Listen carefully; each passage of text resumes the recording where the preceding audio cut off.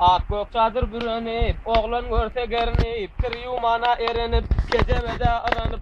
vakti namazı törmeyli fegirler ağacan, geçermeyli fegirler canımey, toya varan mahali, kemal eder nahali, nahalının şahali, geyer kımmat bahali, geyen köynek yakali, tine bendi dahli, hayakin uzak yola, törmeyli fegirler ağacan, geçermeyli fegirler canımey.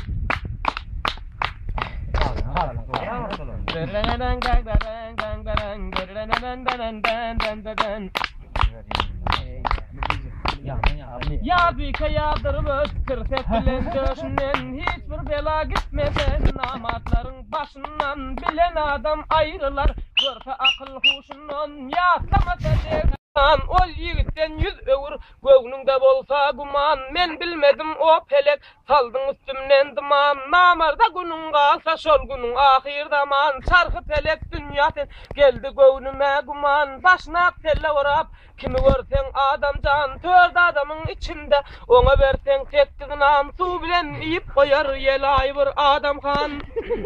et bilen derilerin ortasında bir şeytan yaman yepe biçmeyin koy olsun ahir zaman çilkese ya çilkese elde girsen dövüler elinden iş gelmeden adam sıcak övüner önünden doğru çıksan duran eşektey soğular tört yerde böydü verse meylitten hem kovular dırırın bang bang bang bang bang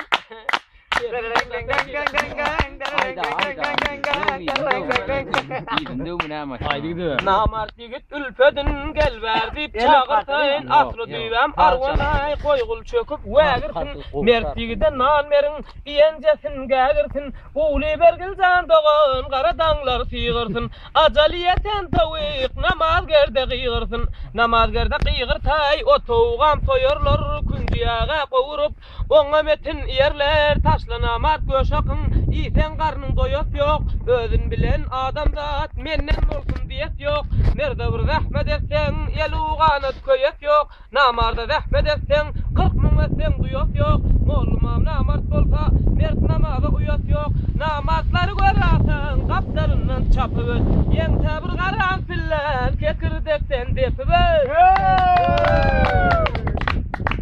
murdalar fatı beteyip birinden yeteyip adı güllerin öteyip ağzında nevat olsun kecek kecek vurmalar gözlerinde durmalar ağzına maza veriyor